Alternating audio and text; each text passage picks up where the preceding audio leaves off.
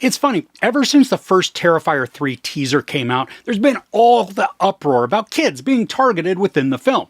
As if we hadn't had a TV movie and a 2-part theatrical release, and then a new series coming that already feature a horrifying clown.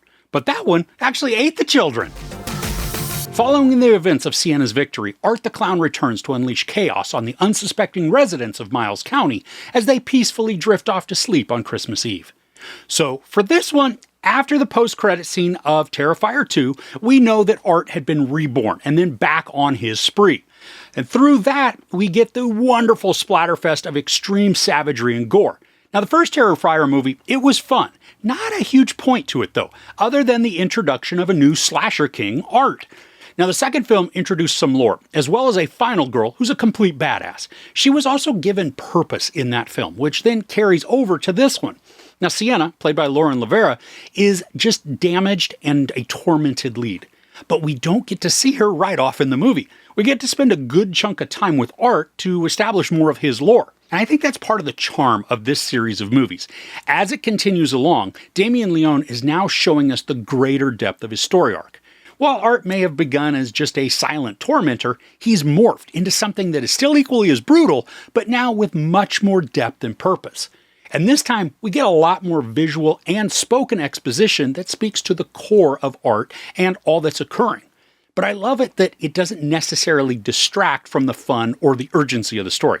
I mean, it's not like the movie stops down to dump all kinds of facts or backstory on us. Instead, weaves the information through so that it feels natural within the flow. Now, I love LaVera in this as we now get to see her portraying Sienna as someone who has survived something unimaginable and is attempting to work through that aftermath. And the story pulls in real-life mentalities that surround the public's morbid curiosity and fascination with true crime, and how humanity and decorum can be lost at times in favor of just getting the scoop. And don't think that this is preaching or giving some sort of social commentary. In these instances, they're used to create opinions about certain characters. And it works. I mean, we get to feel disdain towards some as they let their ambition overtake any sort of compassion. But with LaVera, as she works through her pain, there is this palpable suffering that she's experiencing. Her eyes capture so much emotion, allowing us to feel her anguish, her fear, grief, and then rage. And there's a new character who is kind of like a mini Sienna. It's Gabby, her niece, played by Antonella Rose. Now, she's got a preteen or tween snarkiness to her, and her dynamic with Sienna hints at a deep and loving friendship. Now, I like that she's also still very much a kid, getting into things she shouldn't, which sometimes hamper things, and then other times really helps. Now, her acting, it's sometimes a bit stiff, but she gets a huge pass because she's a younger actor with only a handful of other projects behind her. Now, Gabby's a character I wanted to root for, and Rose creates her to be one worthy of that. David Howard Thornton is just the genius behind Art the Clown. And aside from the nightmarish makeup and the unconscionable actions, his silent performance, it's riveting, both in creeps and laughs. And as Art pantomimes around, there are many, many times that I laughed out loud as he created just so much personality for the monster.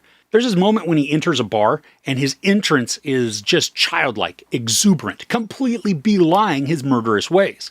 And there's other times when he's reacting to things that he hears, and it feels like we're watching this Tom and Jerry skit with the speechless reactions that convey so much meaning and understanding, as well as outstanding humor. Now, Art could be just some silent slasher like Michael Myers or Jason Voorhees, who trudges along and slaughters as he goes. And while those do have their place, Art becomes way more than just the unhinged killer.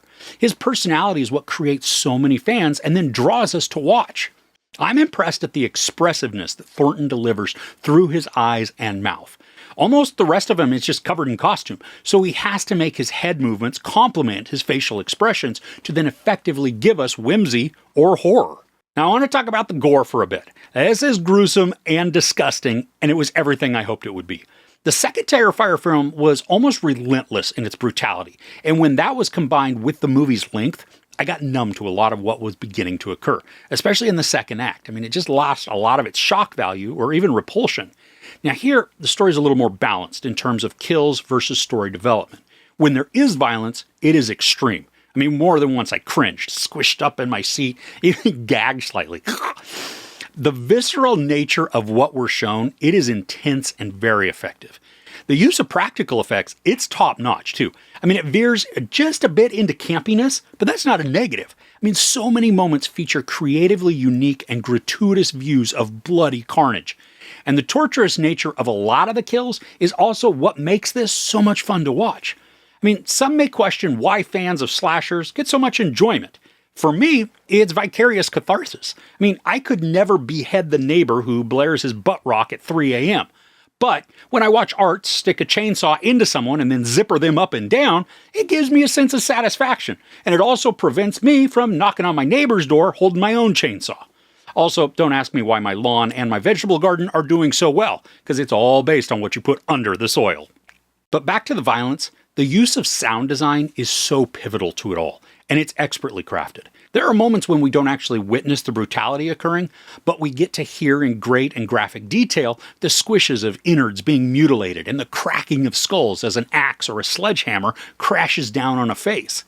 Now, many times we're still treated to the results, and also the majority of the time we do get to watch the ferocity unfold, but whether we watch or not, the sounds that are captured are just as disgustingly detailed as the gore itself.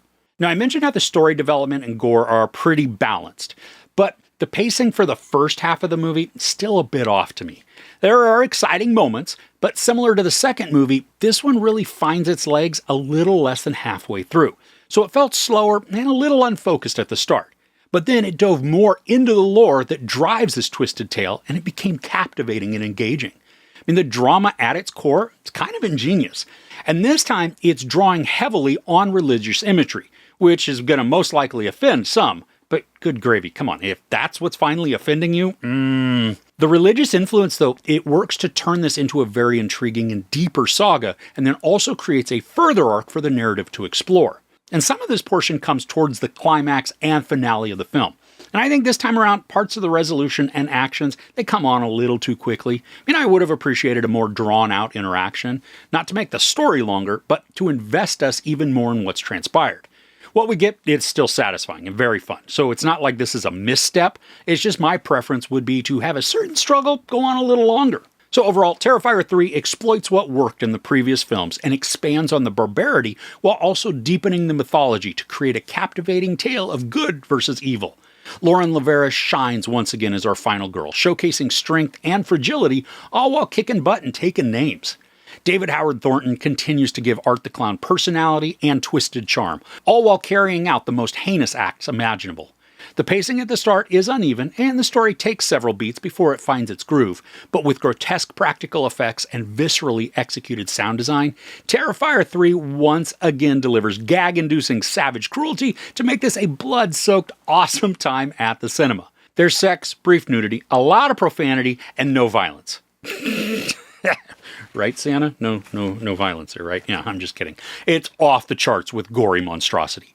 I give Terrifier 3 4.5 out of 5 couches. The story arcs and the continued development, they're what have hooked me and made this more than just a mindless splatterfest. Alright, so what's your favorite slasher film, or maybe the most violent or gory movie you've ever seen? For me, one of the most disturbing and gross ones is Baskin. Oh, there are parts in there. Blah.